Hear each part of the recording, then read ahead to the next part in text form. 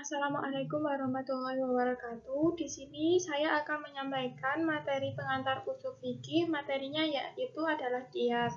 Nama saya Yola Fakira Dwi Kunchorowati, NIM 2212191. Langsung saja ke materi yang akan saya bahas, yaitu yang pertama teori qiyas, yang kedua rukun qiyas, yang ketiga pembagian qiyas, dan yang keempat adalah kehujahan qiyas. Pertama ialah teori qiyas. Menurut bahasa, qiyas ialah mengukurkan sesuatu atas yang lainnya dan mempersamakannya. Secara istilah ialah menetapkan atau menyamakan hukum suatu perbuatan yang belum ada ketentuan hukumnya berdasar sesuatu yang sudah ada ketentuan hukumnya karena adanya kesamaan ilat. Contoh yaitu khamar. Khamar sudah ada ketentuan hukumnya di dalam Al-Quran. Dalilnya ialah Quran Surat Al-Ma'idah ayat 90. Hukumnya ialah haram. Yang belum ada nasnya yaitu whisky, vodka, ganja, sabu-sabu, dan sebagainya. Ilatnya ialah iskar atau memabukkan. Yang kedua ialah waris. Yang sudah ada ketentuan hukumnya yaitu waris membunuh mawaris. Dalilnya ialah terhalang hak waris. Yang belum ada nasnya yaitu yang diwasiati membunuh yang mewasiati. Yang ketiga ialah jual beli salam. Jual beli salam yang sudah ada ketentuannya di dalam Al-Quran yaitu jual beli saat adzan Jumat. Dalilnya ialah Quran Surat Al-Jumu'ah ayat 9, hukumnya ialah makruh. Yang belum ada nasnya yaitu sewa menyewa, gadai, dan sebagainya. Ilatnya ialah sibuk dari perkara sholat. Yang kedua ialah rukun qiyas. Rukun qiyas dibagi menjadi 4. Yang pertama ialah asal atau pokok. Asal atau pokok adalah persoalan yang sudah disebutkan hukumnya di dalam nas. Yang kedua ialah far'u atau cabang, yaitu persoalan atau peristiwa baru yang tidak ada dalam nas yang menjelaskan hukumnya dan disamakan hukumnya dengan pokok melalui qiyas. Yang ketiga ialah ketentuan hukum. Ketentuan hukum yaitu suatu hukum yang ada pada pokok dan ia akan diberlakukan sama pada cabang. Yang keempat ialah ilat atau sebab, yaitu kesamaan sifat yang ditemui pada cabang dan pada pokok. Yang ketiga ialah pembagian qiyas. Qiyas dibagi menjadi 5 macam, yaitu yang pertama adalah qiyas aula. Qiyas aula yaitu qiyas yang apabila tidak mewajibkan adanya hukum dan keadaan far'u lebih utama mendapatkan hukum tersebut daripada asal.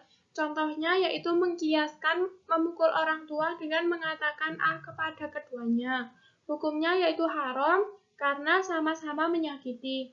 Yang kedua ialah qiyas musawi apabila ilat mewajibkan adanya hukum dan keadaan far'u sama dengan asal untuk mendapatkan hukum.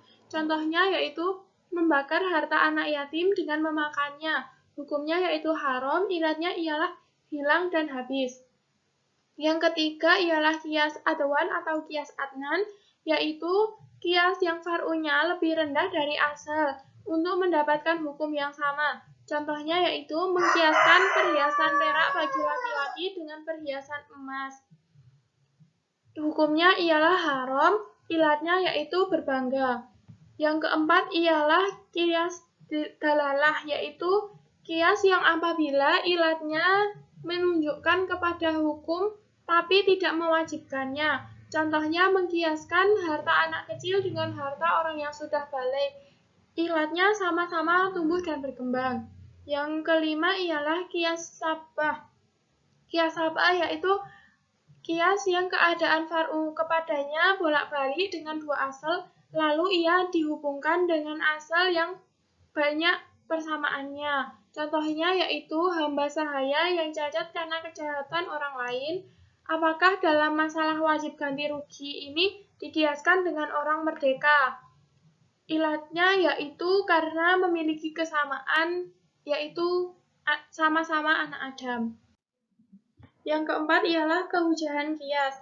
Kehujahan qiyas yaitu dalam Al-Quran Quran Surat An-Nisa ayat 59, yaitu Wahai orang-orang yang beriman, taatilah Allah dan taatilah Rasul Muhammad dan ulil amri, pemegang kekuasaan di antara kamu. Kemudian jika kamu berbeda pendapat tentang sesuatu, maka kembalikanlah kepada Allah, Al-Quran, dan pada Rasul, Sunnah. Jika kamu beriman kepada Allah dan hari kemudian, yang demikian itu lebih utama bagimu dan lebih baik akibatnya. Yang kedua ialah Quran Surat Al-Hasyr ayat 2 yang berbunyi, dialah yang mengeluarkan orang-orang kafir di antara ahli kitab dari kampung halamannya pada saat pengusiran yang pertama. Kamu tidak menyangka bahwa mereka akan keluar, dan mereka pun yakin benteng-benteng mereka akan dapat mempertahankan mereka dari siksaan Allah, maka Allah mendatangkan siksaan kepada mereka dari arah yang tidak mereka sangka-sangka, dan Allah menanamkan rasa takut ke dalam hati mereka, sehingga mereka memusnahkan rumah-rumah mereka dengan tangannya sendiri dan tangan orang-orang mukmin. Maka ambillah kejadian itu untuk menjadi pelajaran, wahai orang-orang yang mempunyai pandangan. Dan yang terakhir ialah Quran Surat Yasin, yaitu Quran Surat Yasin ayat 79, yaitu katakanlah Muhammad, yang akan menghidupkan ialah Allah yang menciptakan pertama kali, dan Dia yang maha mengetahui tentang segala makhluk. Yang kedua ialah As-Sunnah. Rasul bertanya kepada Mu'az, bagaimana ia akan menetapkan hukum apabila dihadapkan kepadamu sesuatu yang memerlukan penetapan hukum? Mu'az bin Jabal pun menjawab, saya akan menetapkannya dengan kitab Allah. Dan Rasul bertanya lagi, seandainya kamu tidak mendapatkannya dalam kitab Allah? Mu'az pun menjawab, yaitu melalui sunnah Rasul. Rasul pun bertanya lagi, apabila kamu tidak menemukannya di dalam kitab Allah dan sunnah Rasul?